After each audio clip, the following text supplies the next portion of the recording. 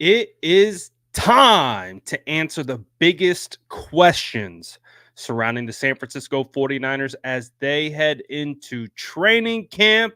And boy, as of yesterday, we already had a long list of questions, but we've got a couple more that have crept to the top of the list. So, what we're going to do today is we're going to go over all of those questions, answer them all right now because 49ers football is right around the corner. Shout out to all the SDS hopping into the chat. Appreciate all you guys. Smash that like button. I want to hear from you. I want to hear your questions that you have for the San Francisco 49ers as well. So let's get into it all right now.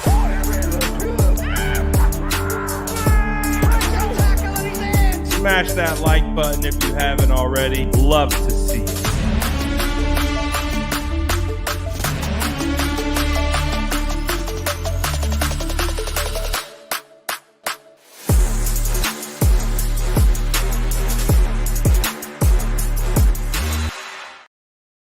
What is going down, SDS? Good to see all of you guys hopping into the chat. It's been a time. I'll say that it's been a time because we have been quietly moving along, I guess you could say, throughout this situation that has been ongoing.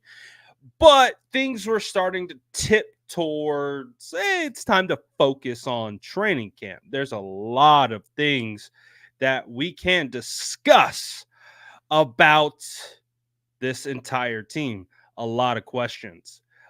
Because the ultimate question, obviously, can the San Francisco 49ers win the Super Bowl? And that's basically everything that we're going to try to answer and culminates to, is this team ready to go? Are they prepared to actually finally go over the mountaintop and get it done? It's this season carries a very interesting tone. It carries a very interesting perception, I believe, amongst 49ers fans, because I do think the biggest question is, can the 49ers win it all? And that's where this whole situation begins. And it's fantastic. It's nerve wracking. It's anxiety driven in a sense of we're about to start on the marathon again in just a couple days as players report to camp. But obviously, yesterday we had a lot of stuff pop up.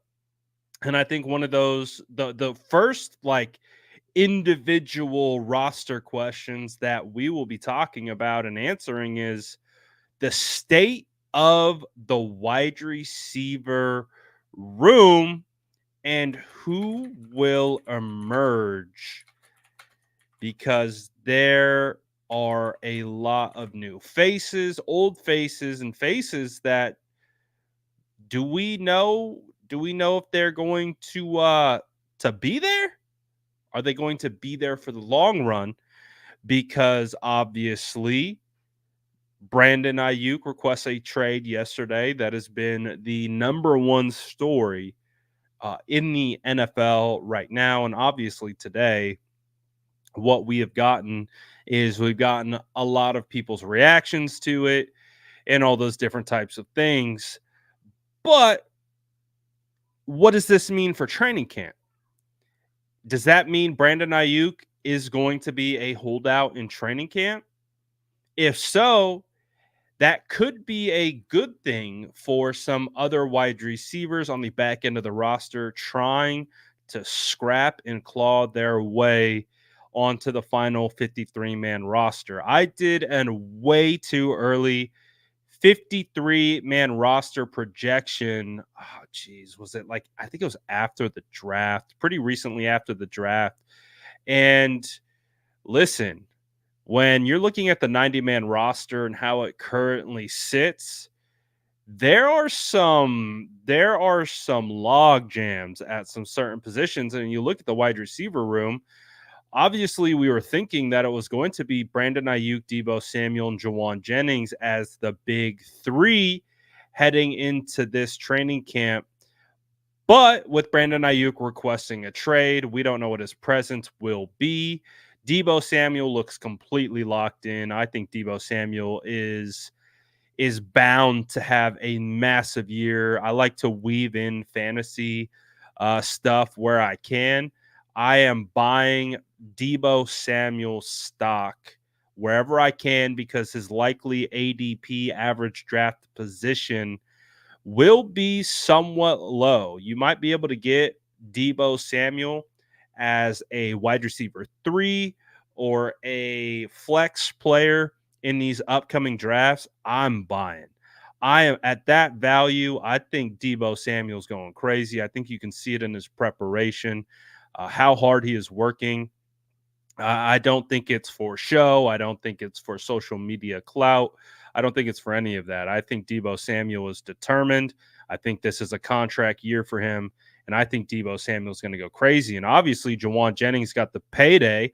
So we got to see, does Jawan Jennings get more involved in the offense? Because honestly, I think he had less than what, 3,000 receiving yards last season, or 3,300 receiving yards last season. Although we do know when he touches the ball, he tends to have quite the impact. But then you got other guys like Ronnie Bell. I don't think we've talked about Ronnie Bell at all this offseason. And he quietly carved out a pretty solid role for himself with the San Francisco 49ers. So, what could Ronnie Bell do? Can Ronnie Bell take his game to the next level? We've seen him as an active blocker. He looked pretty solid. And then, of course, the news yesterday was Ricky Pearsall is going to appear to start training camp on the non-football contact list.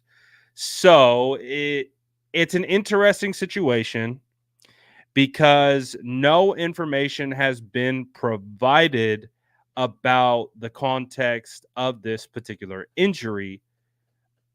But what we have heard, at least this is from Matt Barrows of The Athletic, is that Ricky Pearsall and this injury is not considered to be serious. Okay, that's I guess some good news. That's optimistic to hear that Ricky Pearsall doesn't have a serious injury. But what's the injury? What's the issue? Will this will he miss any time as a result of any of this? Because I think is as we currently stand, if Brandon Ayuk isn't in training camp, then it feels like that's a great opportunity for guys like Ricky Pearsall to come in and try to take over that X position while Ayuk is away, and would be some quality like integration into the offense early on where maybe reps wouldn't be as abundant. So we got to see what the injury is, how long it will last, because I know I saw it yesterday, dude. The comments were crazy. Let me see if I could see how many comments were made on the injury post that I made on Instagram. So when the news dropped, we do what we do. We let everyone know what's going down. There was 500. I don't know if you can see this number right here. There were 579 comments on this under this post that Ricky Pearsall was placed on the non-football injury list. What I'm trying to show you visually is that 49er fans have a lot of PTSD around injuries, and one of like the comments you would see the most under this was 49er football's back, baby. Because someone's injured, someone's hurt.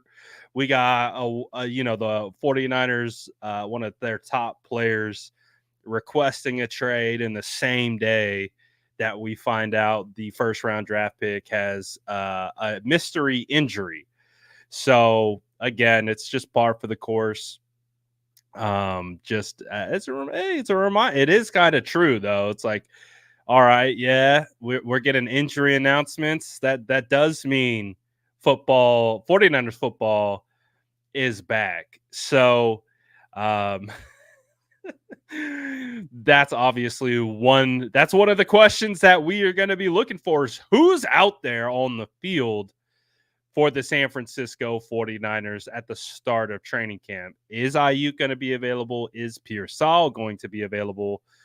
Or are we going to have someone else stand out? So I see it right here in the chat. I think this is a big time. I think Cowing and Justin's right on time. I think that if you get into training camp with no Brandon Aiyuk and no Ricky Pearsall, that this is the guy, Jacob Cowing, who is going to likely benefit the most, especially without pads. He's the type of guy that in shorts and shirts is going to look like a speed demon out there. Now, obviously, for me, I just want to see how Jacob Cowing acclimates in pads. I want to see when you add that physicality element. We do know he gets knocked for his size consistently. When I talked to Jacob Cowing at the NFL Combine, it's one of the things that I talked to him about. I was like, you can see on tape, and I can see right in front of me that you are a smaller guy, but when you flip on the tape, you don't play that way. You play, and I'll never forget, like, my first impression of Jacob Cowing was Justin sending me clips of him, and I'm over here thinking he's 6'1", 6'2", and later on find out he's not 6'1", 6'2". He's under 6 foot, and he just plays larger than its frame indicates. One of the reasons why he was a guy that was exciting to watch and study during the pre-draft process. So Jacob Cowing could absolutely be a guy that stands out. Shout out to Daniel, been a member of the channel for 2 months. Shout out to all the members. Shout out to all the SDS. Shout out to all y'all that sub to the channel, vibe, do all that good stuff, because I'm excited that we got 49ers football back. We got 49ers football back, baby. Okay, so we talked about basically the top six. The top six are Aiyuk, Samuel, Jennings, Bell, Pearsall, Cowing, right? Top six. But then beyond that, you got Danny Gray, Chris Conley, Trent Taylor, Tay Martin, and Tariq Owens. So we shall see. That's a hilarious comment. I'm not going to repeat it, but shout out to your wife, sir. That's hilarious. So can any of those guys make a dent? That will be fascinating to see. Tariq Owens, can he be a guy that pushes anything? What will, Chris Conley, Danny Gray, like, if anything, Danny Gray might be someone who could benefit, who could absolutely emerge if Brandon Aiyuk and Jacob Cowing don't show up. Because last year, I think it was last year or the year before, there has been days at 49ers training camp where Danny Gray was the best wide receiver on the field. That has happened. Now, has it happened consistently? No, it has not. So we will see. We will see if Danny Gray can be a guy that takes a step forward. So I'm very curious about who will emerge in the wide receiver room. I'm also curious what is going to happen with the 49ers defensive line. So, will the defensive line bounce back to dominance?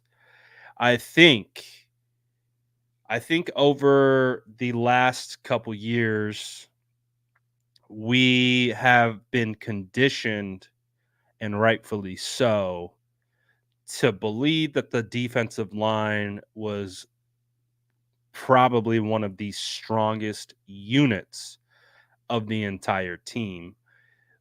But we have seen the entire, not entire, I wouldn't say entire, we have seen a large retooling of the defensive line. You've got Nick Bosa, you've got Javon Hargrave. Javon Hargrave just heading into year two with the 49ers after getting a big time payday, but you don't have Eric Armstead anymore.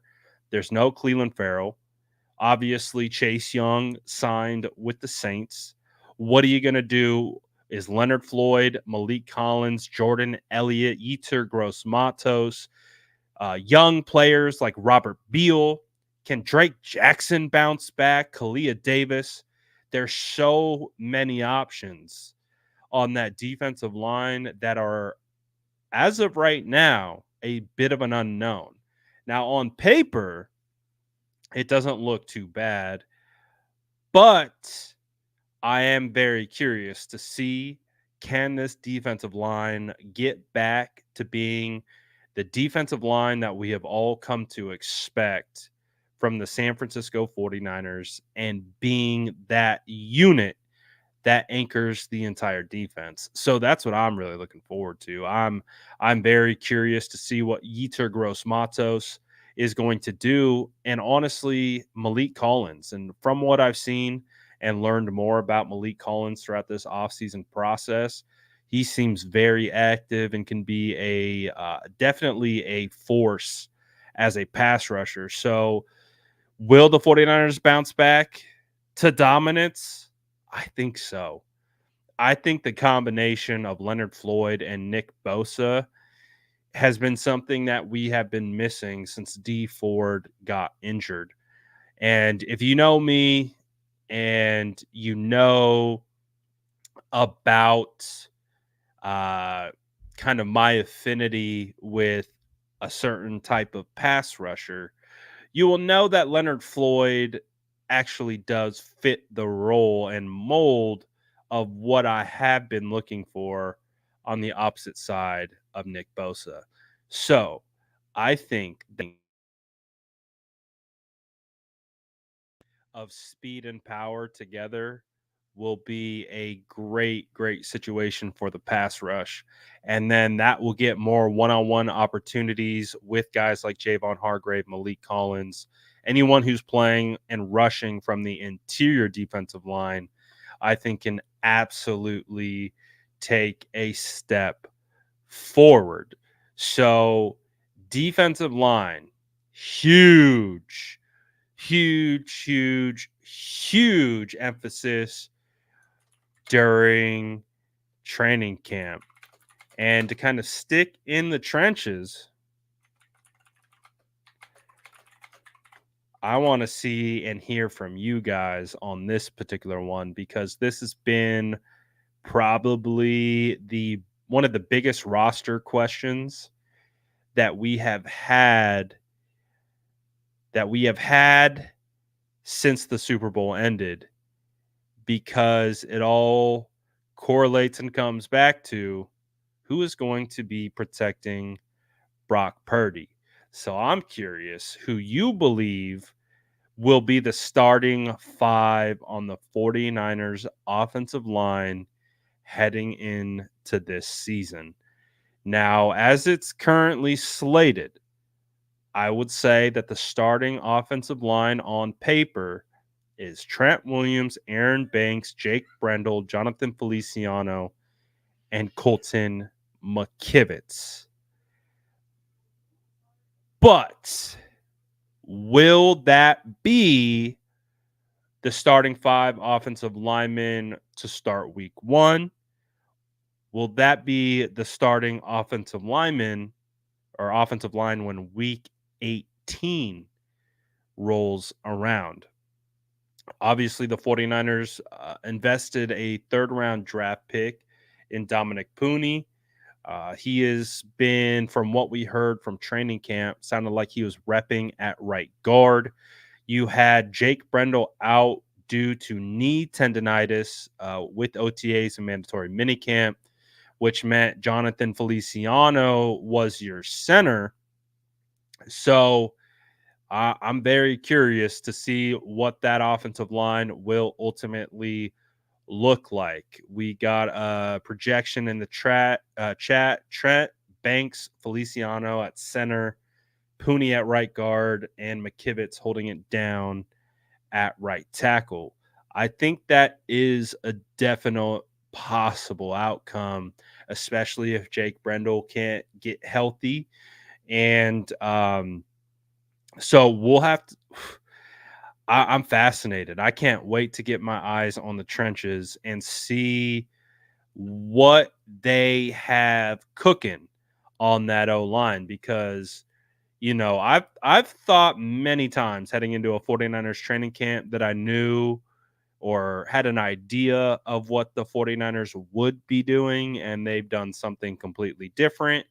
For example, platooning Burford and Brunskill for an entire year. I never would have thought that would have been anything that would have been in existence, but the 49ers did it. They would start Spencer Burford, and then like every 2 or 3 drives, you would come in and see Daniel Brunskill. Brunskill would get 2 or 3 drives and back to Burford, and they would just hop back and forth. It was odd. It's still odd, but it worked. I guess it worked.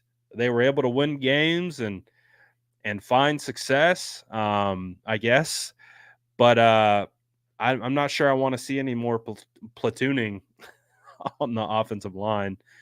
Um, I'm very fascinated to see what that looks like. Oh, Zakel getting the nod at center.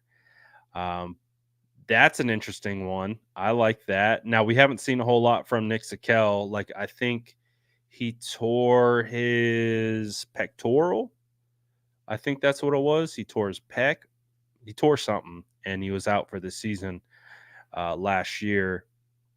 But the backups at offensive line are going to be fascinating. Jalen Moore, Dominic Pooney, Nick Zakel, Spencer Burford, Chris Hubbard. You got Ben Barch in the mix. You got some of the rookies, Drake Nugent, Jared Kingston, Bryson Mays. So the offensive line, I think, is going to continue to be the focus of a lot of people in regards to how this team improves. But I do imagine that it will be the same. I think we'll see the same O line.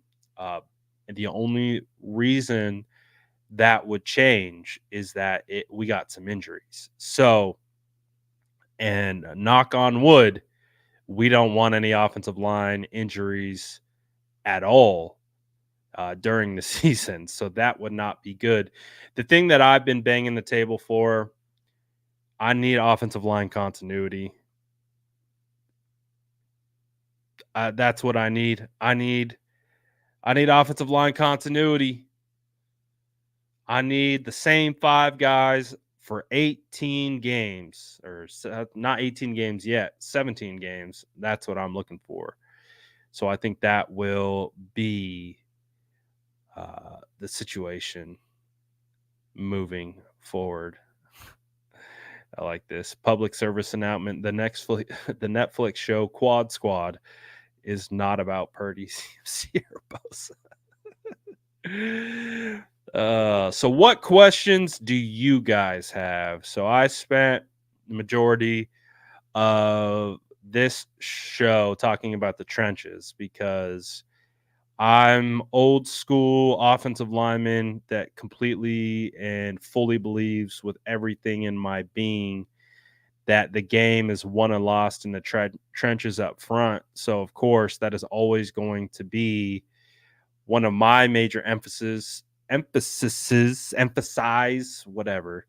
Um, but what questions do you guys have? What questions do you think need to be answered uh, heading into training camp? BZ says, where do you see BA going, or is he staying here in the Bay? I believe that now I haven't heard anything one way or the other. So this is just, I believe he will be here. I don't think the 49ers want to trade him. I don't think that there's anything that forces the 49ers to trade him, if that makes sense. I tweeted about it earlier today. Like, even if you were able to get a Terry McLaurin in return, even if you were able to get a Devontae Adams in return, I don't think the 49ers are better. I don't. Brandon Aiyuk brings such a unique element to this team and what he does within the confines of this offense that, yes, those two guys, Terry McLaurin was a draft crush of mine. Who doesn't like Devontae Adams? They're both phenomenal wide receivers, but I just would be hesitant to move off of Brandon Ayuk in any capacity. Um, I just wish that things weren't so tumultuous, from a negotiation standpoint. Obviously, I don't know the inner workings of what's going on as it stands currently, but you want Brandon Ayuk on this team, man. You want it on this team. I thought it was interesting how both Debo and Jennings made social media posts yesterday, and both received backlash as if they were like sub posting Brandon Ayuk. I don't think that's the case. I don't think that's the case at all. These guys, if there's anyone who knows that this is a business, it's those two guys. It's Debo Samuel, who requested a trade, got paid, and it's Jawan Jennings, who held out of OTAs, got paid. Uh, so I don't think those guys were sub posting BA at all. I think they are very familiar with the dealings and the pacing of the 49ers contract negotiations. I wouldn't imagine that we're taking any shots at BA at all, um, because that's just not how it works. They don't have the same. There's a completely different set of circumstances that players work off of than fans, media, or anyone else does. So I don't believe that to be the case. But again, if you had to ask me what I think is going to be the outcome of Brandon Ayuk and that whole situation is, I don't think he's going anywhere. I don't. I think the 49ers understand that, listen, worst case scenario for the 49ers, I believe, is Brandon Ayuk plays at $14.1 million. If you're the 49ers and you're purely looking at this from a business standpoint and nothing else, which isn't how football works, at least it shouldn't work, is $14.1 million for Brandon Ayuk for 1 year is going to be one of the greatest values in football next year. So from that perspective, the 49ers aren't tripping off that. So, but I do think that if that was the case, that has the opportunity to cause some issues. Uh, caused some issues, and I think what's been crystal clear is Brandon Ayuk has been nothing but a quiet, like almost humble, just reserved player for the first 4 years of his career. This is the most we have ever heard from Brandon Ayuk with over these last, what, 4 months, 3 months. It's because he's trying to get paid. Like, I just think, that if it were up to him, he would be in the cuts. He wouldn't be on social media. He wouldn't even be doing podcasts. He would just be doing him, hanging out with his family, grinding. But unfortunately, he has to execute leverage, or at least based on the plan that him and his team have come up with. That's I don't think Ayuk is operating by himself. I think everything that he has done for the most part has been somewhat, you know, hey, I'm about to post this. What do you think? Maybe to his agent or something like that. So I think it's more I think we're looking at the antics as if that's who he is, rather than the fact that I think it's just a symptom of the situation that's at hand, which is wanting to get paid. So, assuming the 49ers extend Ayuk, what do you think the realistic date to get it done by is? Oh man, there is a world that exists that we have a month and a half of this still going with no Brandon Ayuk in training camp. There is a world that, and this isn't me just saying anything. This has happened. This happened last year. There's a God. I If I didn't go on vacation and take like 3 weeks off, I'd probably be at my wits end if that was the case. But thankfully, I feel refreshed. I feel rejuvenated, and I can handle it now. I can handle some 49ers drama right now. I feel good to go. But just to give you some clarification on some past dates, George Kittle signed on August 13th. So that would be a little bit less than a month from now. Fred Warner, he signed, that would be 4 days from now, is when Fred Warner signed in 2021. Debo Samuel signed, it would be exactly 2 weeks from today.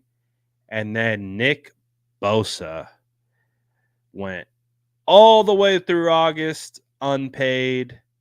And so went all throughout training camp, all throughout preseason, no Nick Bosa. And then literally right before the season, we signed Nick Bosa on September 6th. So I hate to say it, December 6th is our new unofficial deadline. Because if Brandon Aiyuk goes beyond September 6th, that's uncharted territory. That will represent something that we haven't seen. So as it stands right now, we understand that this holdout can go a lot longer. So we'll see. But I would say based on everything that we've heard about this situation with Ayuk, it doesn't sound like they're talking. I think that's one of the issues. Is it doesn't sound like they're at the negotiation table. It sounds like the 49ers presented Brandon Ayuk with an offer. It sounds like the 49ers said take it or leave it. And, I've always been curious if a deal has been kicked out to a player as a take it or leave it, is that is that a real thing? Like, like if someone says take it or leave it, you either take this deal or you play on the fifth year option. Is that a negotiation tactic or is that reality?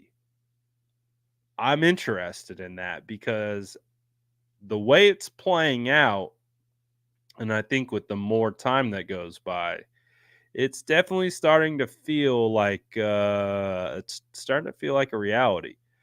So, I don't know. I don't know if anything will change, if they come to the table here.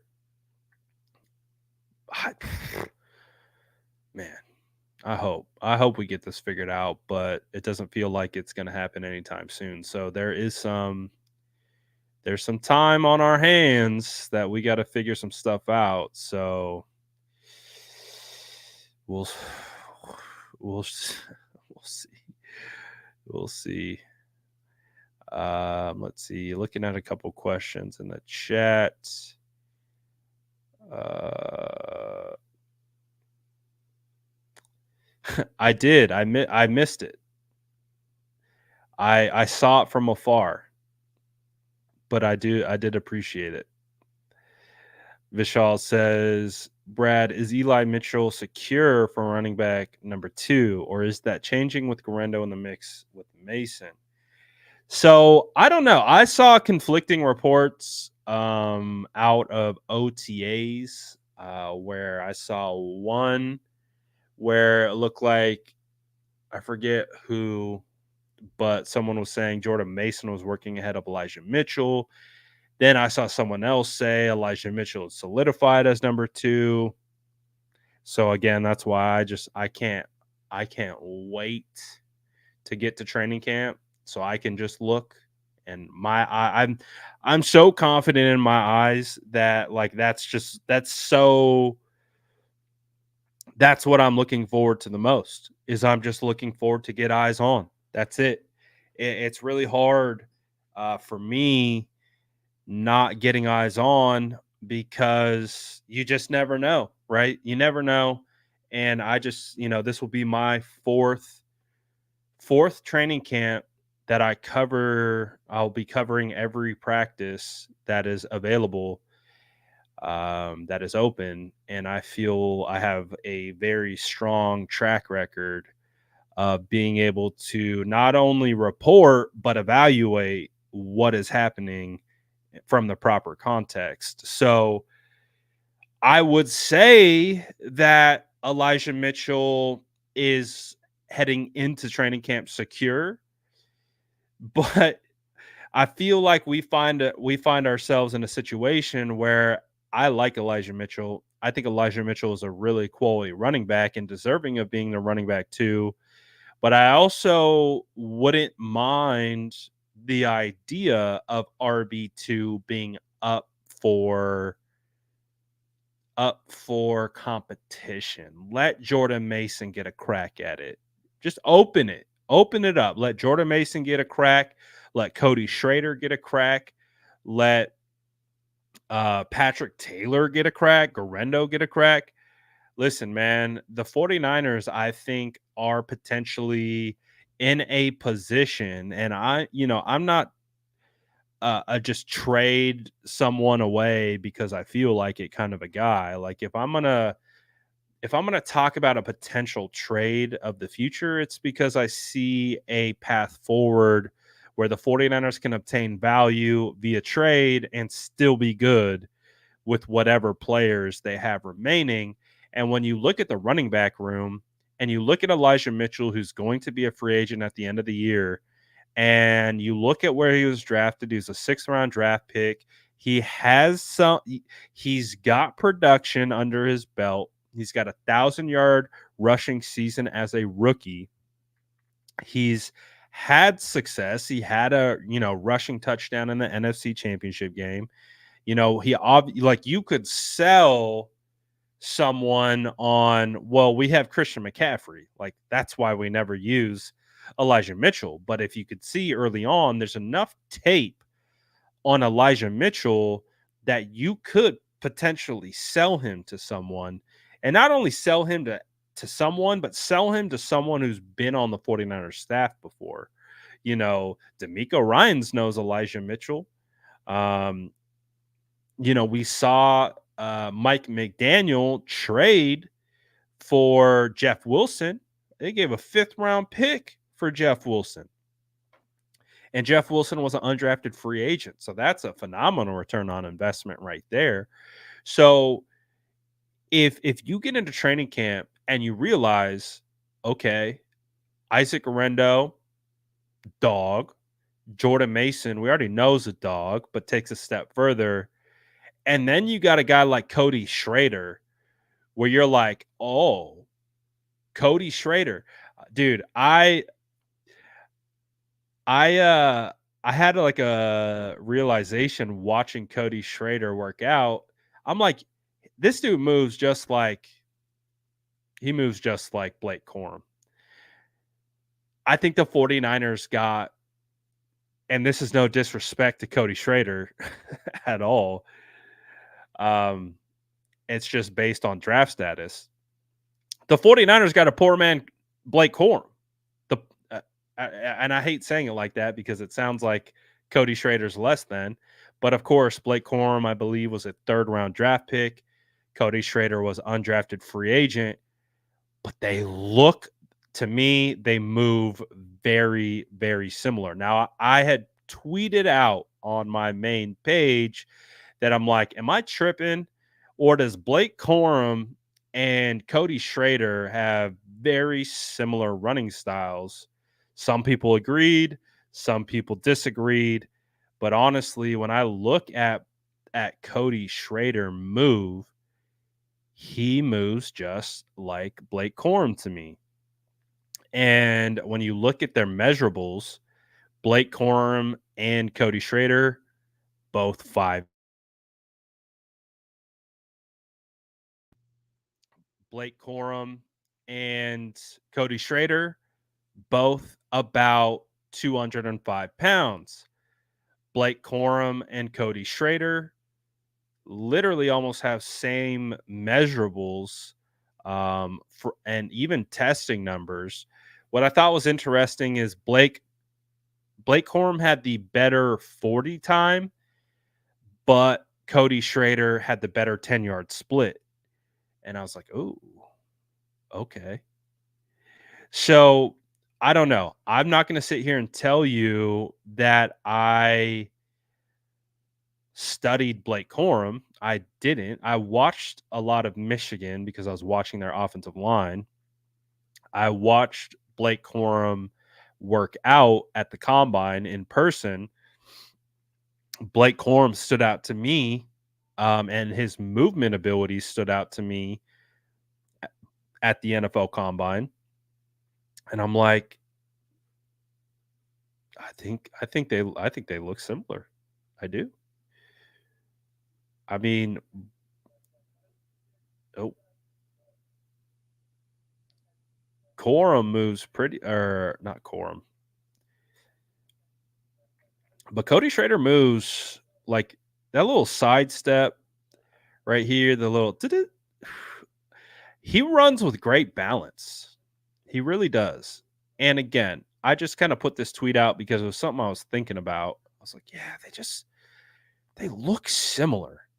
And then I couldn't find any workout videos, and this guy posted this workout video of Corum. He's like, I don't see any similarities. And I was like, oh, perfect. I can put these two clips side by side.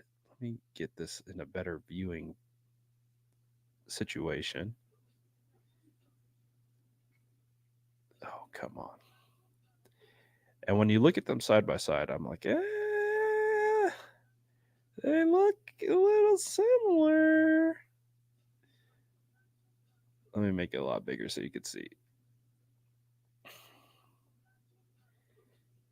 I would say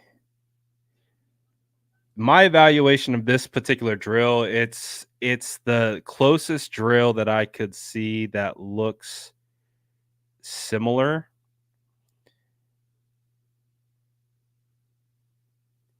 I would say Schrader looks more under control. I would say Blake Corum has more like head, like he's way throwing his head into it, but they're both ultra compact, got great balance, and have the ability to kick their hips and move laterally. I don't know. I see.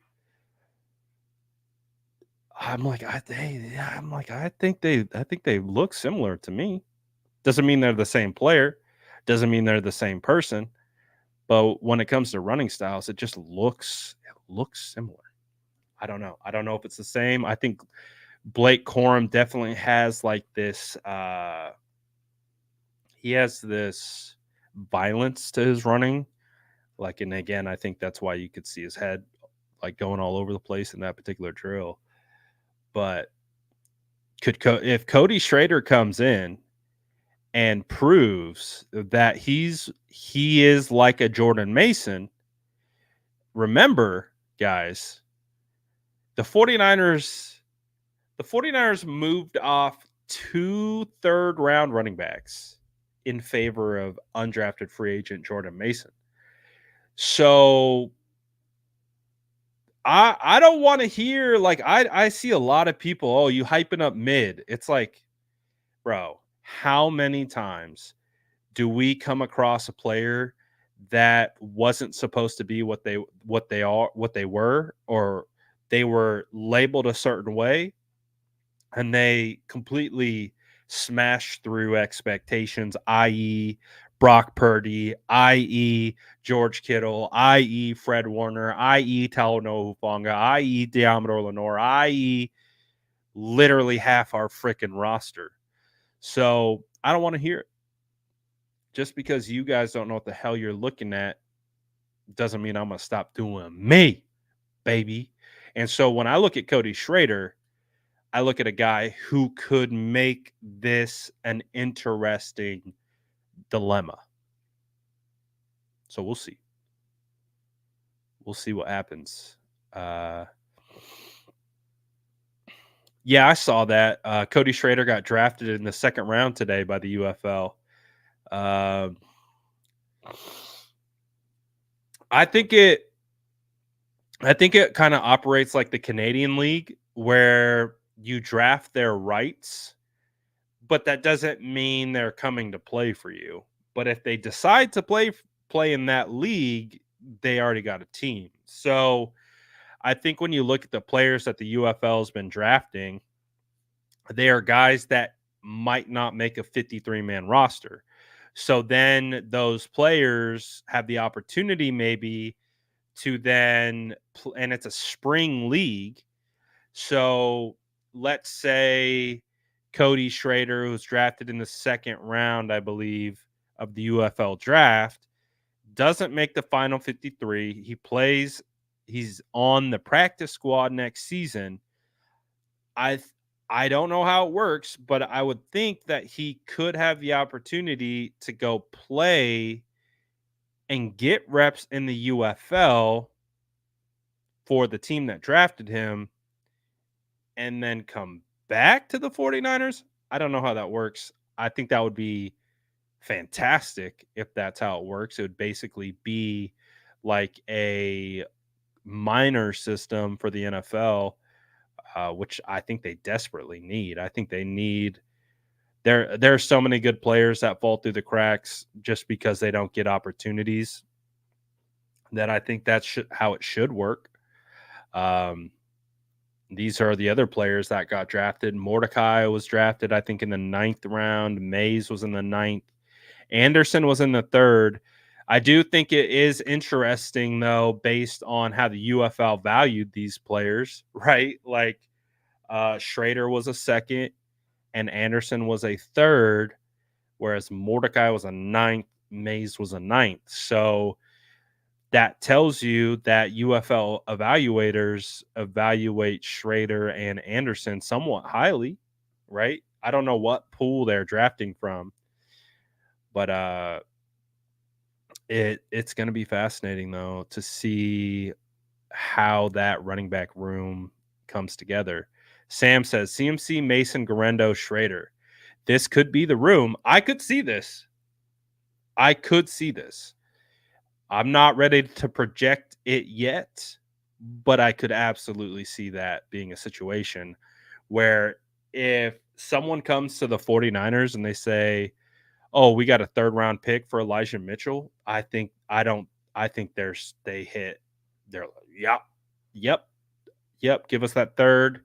Here's Elijah. We got Mason Garando Schrader behind Christian McCaffrey, and they go from there." But again, that's if someone is willing to buy a rental player essentially at a position that is kind of devalued at the moment. So we'll see. We'll see how it goes. Can anyone return kicks? I would say that the guys most likely to return kicks is going to be Danny Gray, Trent Taylor, Ricky Pearsall, Jacob Cowing. I think Kyle Juszczyk is a like emergency punt returner. Let's see what other guys could probably be a return specialist. Yeah, probably those guys. I think Ronnie Bell dabbled a little bit. I would be interested to see Cody Schrader as a punt returner. I feel like Schrader's skill set would would be that of like Trent Taylor. They're very shifty, contact balance, one cut go kind of guys. I feel like Schrader could be a actually quality punt returner. Isaac Garendo would probably be better suited for kickoff return than anyone else in that running back room. So that would be another interesting element of that. But yeah, I'm interested to see because that has honestly been, jeez, dude. What's up with us being cursed at the return position? Like why are we so cursed? The issues pop back up in the Super Bowl. Now that wasn't necessarily all on Ray McLeod. It was a very unlucky play, hits the back of the foot of uh Luter, but I think where we fault, you know, Ray in that situation is just not jumping on the ball, just not securing the football, and that play just swung momentum. Oh, that's right. We got new rules. That's going to be something that's fascinating because so far everything that I've heard about this is it's all going to be trial and error. Is that these coaches don't even know, they don't even know how it's going to, play out. They don't even know what the impact is going to be. And I think that's going to be another element to who's going to be the returner, who can provide, because it does sound like the new kickoff rules will have some room to be able to get creative with that. So we'll see. We'll see. I think Luter's going to be someone who, again, we didn't see Luter at camp last year. We didn't see Luter at all because he was hurt for like the first half of the season. Obviously, we saw him later on in the year, but we haven't seen him in a training camp setting. At least I haven't. So I'm excited to see Daryl Luter for sure. I think he could absolutely push as well. So Luter's a guy that I'm looking forward to. I already kind of hit on the BA situation. I just think it's a situation where the 49ers aren't going to trade him unless they get absolutely blown out of the water. I hope they get a deal done. That's still where I'm kind of believing it goes, but we'll see. Wait, Daryl Luter, Daryl Luter and Mooney are the same age. Is that true? I gotta fact check that.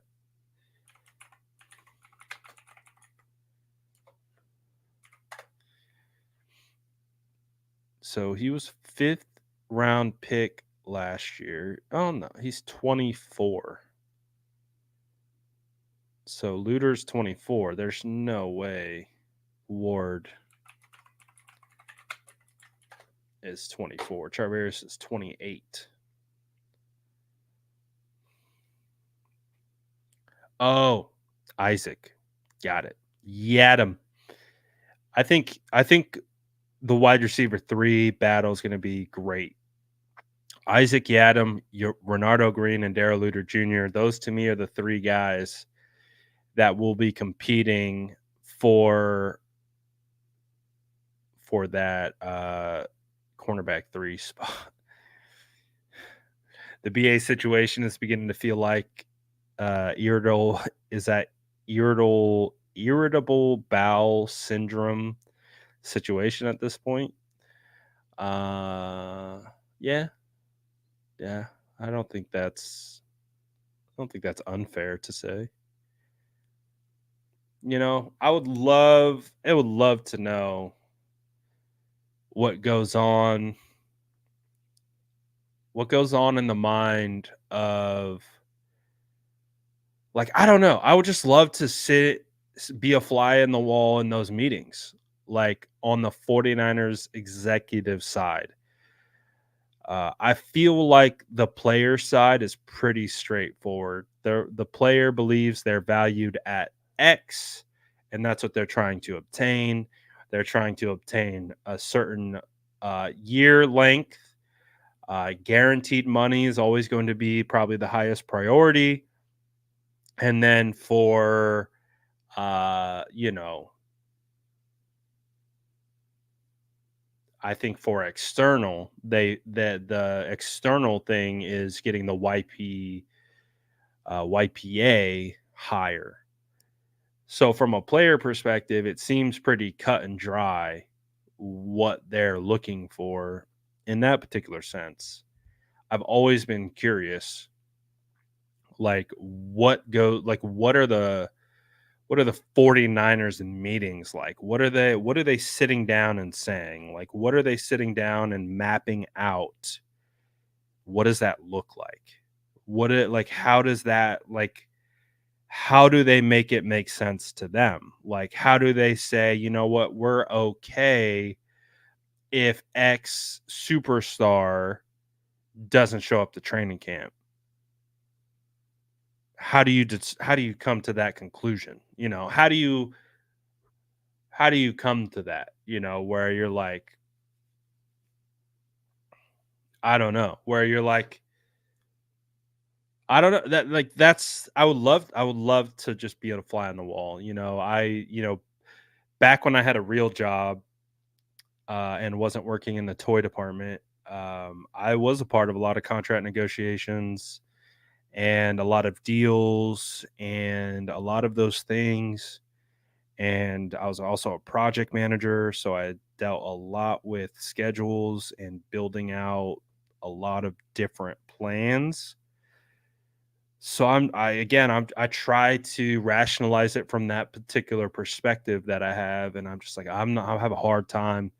I have a hard time understanding what a group of people could come together and be like, yeah, we really want this guy on our team, but we're okay with him not being at training camp.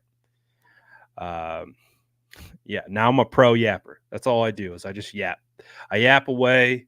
I make edits, and I post random 49ers content. But I've always just wondered. I'm just like, man, obviously I've never negotiated multi-million dollar.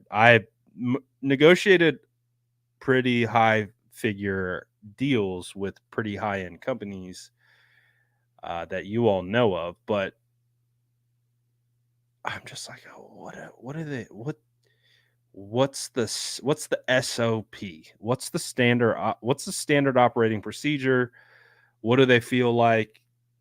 You know, is there like key milestones and what goals are they trying to hit? And I'm just always curious of like how do they how do they come to that? What do they talk about in those meetings? What do they talk about in those huddles?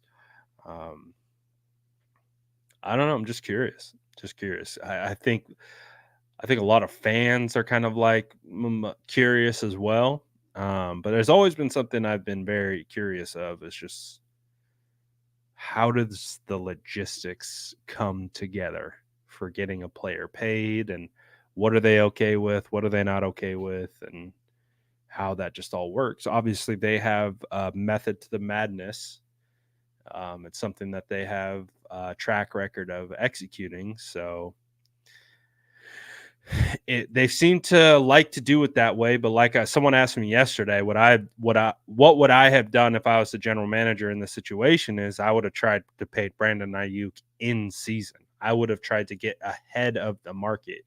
I feel like that would kind of be in line with my thought processes of trying to get these deals done. Is I would be trying to get ahead of the run on wide receivers. Like if I knew that there are 7 to 8 wide receivers that are free agents, with 5 of them potentially being a tier above Brandon Ayuk, then I would be like, all right, well, all these guys are going to eventually get paid. So let me try to get ahead of the market explosion.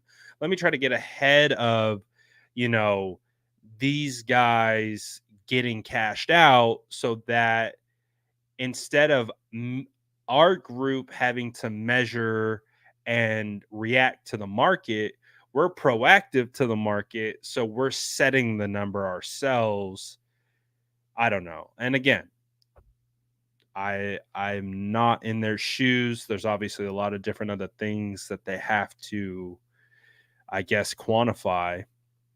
But that's just kind of one thing where I would be at. I was like, if you can see Brandon Ayuk's on like an all pro trajectory, why not get that deal done in season or right at the end of the year? And all those different types of things. You just get it over with. So that's just how I think. How do we get I don't know how to say his name or spell it. Um, but that dude's a beast. Oh, I remember watching Cowan and I'm like, dude, who is this guy? Number 4 number 4 has the potential to be a generational wide receiver. Like at least from what I saw. Dude's a freak. He's got to be top 10 next year. Like there's no way he's not. I'm gonna bite on this. I'm gonna bite on this. BA listens to his girlfriend and she's drilling him with insane numbers. I hear a lot of people chirping at his lady. What is the reasons for that?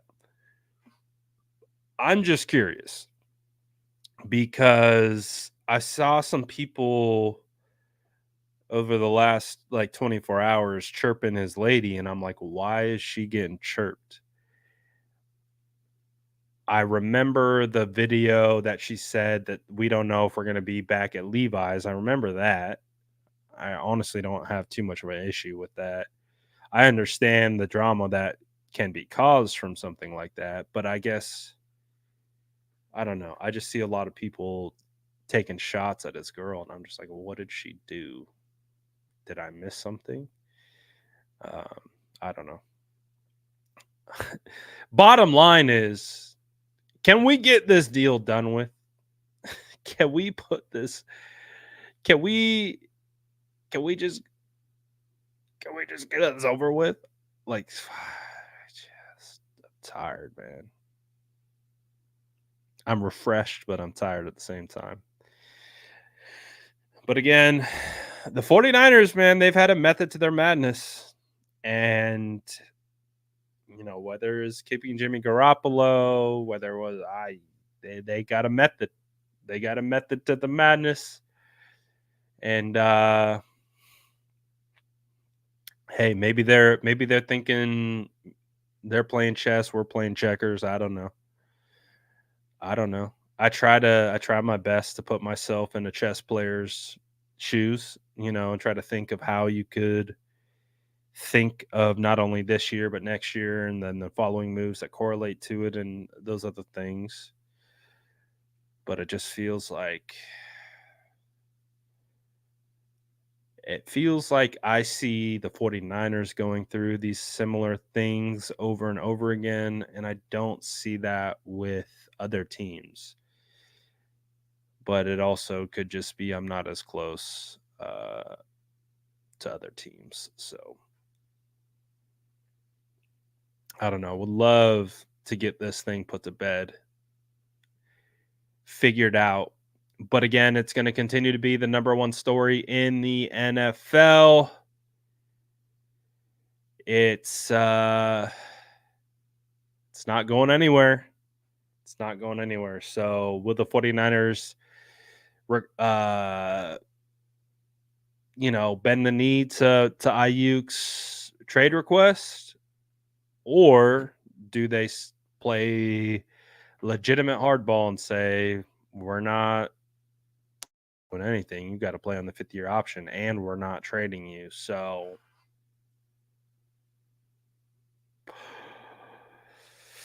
yeah.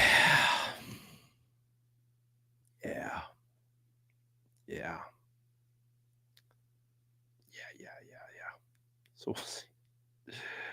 But shout out to everyone for tapping in today. Decently long show today, just yapping away. It's going to be a lot more to yap about as we head into this. And again, we're almost a week away. I think we could say we're a week away from the start of training camp. So July 25th. If you're going to be in Santa Clara, I look forward to seeing y'all there. I look forward to, again, just getting eyes on, baby. Getting eyes on the prize. Watching the boys work. Seeing who takes steps forward. Seeing who takes steps back. Projecting what we think some of the biggest things are going to be. And it's crazy. It's crazy to think that I will be back at Levi's and we will be talking about actual 49ers football in a week. Oh, feels good. Feels great. Can't wait. I need a new notebook so that we can get ready to take all our notes for training camp. Appreciate everyone, as always, tapping in on the show. Of course, especially during the off-season time. You already know. So grab your cookies on the way out, smash that like button, and I'll see y'all tomorrow. Peace.